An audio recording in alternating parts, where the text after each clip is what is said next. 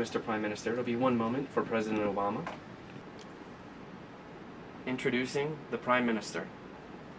We're here in the West Wing of the White House, inside the White House Situation Room. We host about 25 conferences a day here in the Situation Room, and some 250 guests attending the different meetings throughout the day. In a month, that's over 5,000 visitors and attendees to the different meetings that we have here. It's a state-of-the-art facility, the ability to conduct video teleconferences with 17 or 1,800 entities throughout the world. This is an interagency meeting on H1N1 pandemic, and so it has interagency representatives from the executive branch, departments and agencies. They have the technology here and the capability to bring in other departments and agencies electronically as opposed to having folks face-to-face. The White House Situation Room was created in May of 1961 by the then National Security Advisor, McGeorge Bundy. They had a voracious appetite for information, particularly President Kennedy.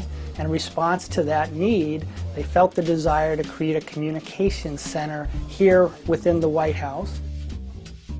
In 2007, the White House Situation Room underwent a major renovation which greatly expanded the square footage and the capabilities of the White House Situation Room. We went from one principal conference room to 3 principal conference rooms. This is the large conference room where the President holds the National Security Council meetings. This is the President's chair. He controls the video options, including the microphones. And the traditional lineup of seats is based on the seniority of the different cabinet members attending the meeting. Tied to the executive conference room is a small breakout room designed to enable the President to take 1 or 2 people into a conference room to have a small one-on-one session with them.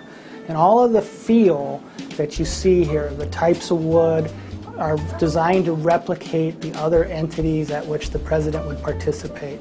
Places like Air Force One and Camp David, so that wherever the President is, the feel is the same, having the same texture and sound around him.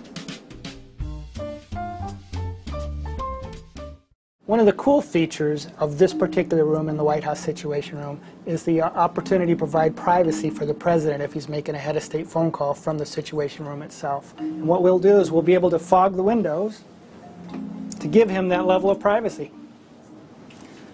So throughout the White House Situation Room, you have a number of phone tubes, or we call them Superman tubes, with the capability to have unclassified telephones as well as top secret telephone capability. This is the watch floor of the White House Situation Room, and the watch floor's commodity is situational awareness. We're a fusion center, meaning that we fuse approximately 2,000 pieces of information every day. We produce 3 daily reports directly for the President, and it's basically a situational awareness update, perhaps since the last time the President had an opportunity to assimilate any additional information. The room that you see behind me is called the surge room, and that's where we literally surge personnel in a crisis.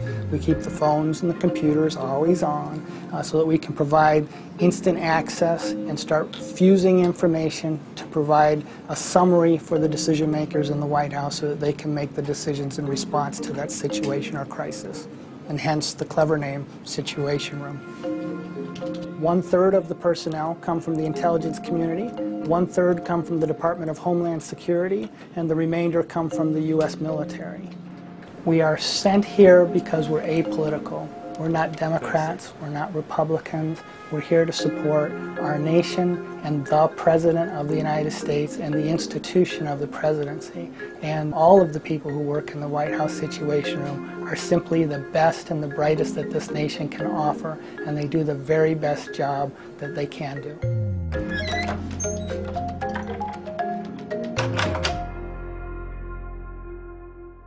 Well, Blitzer sits about a mile away, I think, in his Situation Room, but not the White House Situation Room.